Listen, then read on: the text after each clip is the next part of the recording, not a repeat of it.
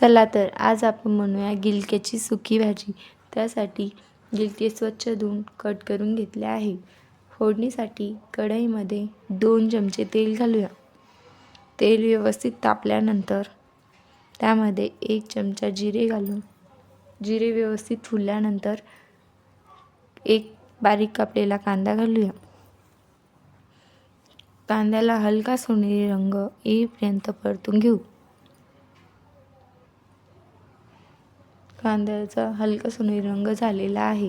त्यामध्ये अर्धा चमचा हिंग व 1 चमचा लाल तिखट, अर्धा चमचा कांदा लसूण मसाला, अर्धा चमचा हळद घालूया। सर्व 1 ते 2 मिनिट व्यवस्थित परतून घेऊया। परतून झाले आहे। आता त्यामध्ये कट केलेले गिलके घालूया।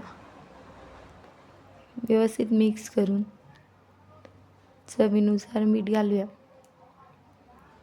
अर्धा चमचा गरम मसाला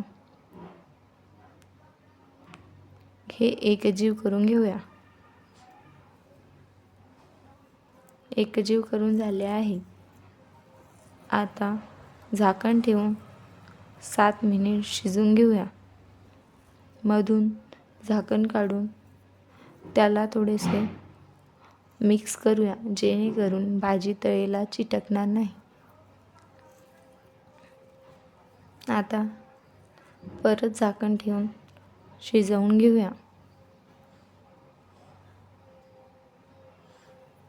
7 मिनिट झालेले आहे। तुम्ही बघू शकता भाजी मस्त शिजलेली आहे। आता त्यामध्ये बारीक कापलेली कोथिंबीर घालूया।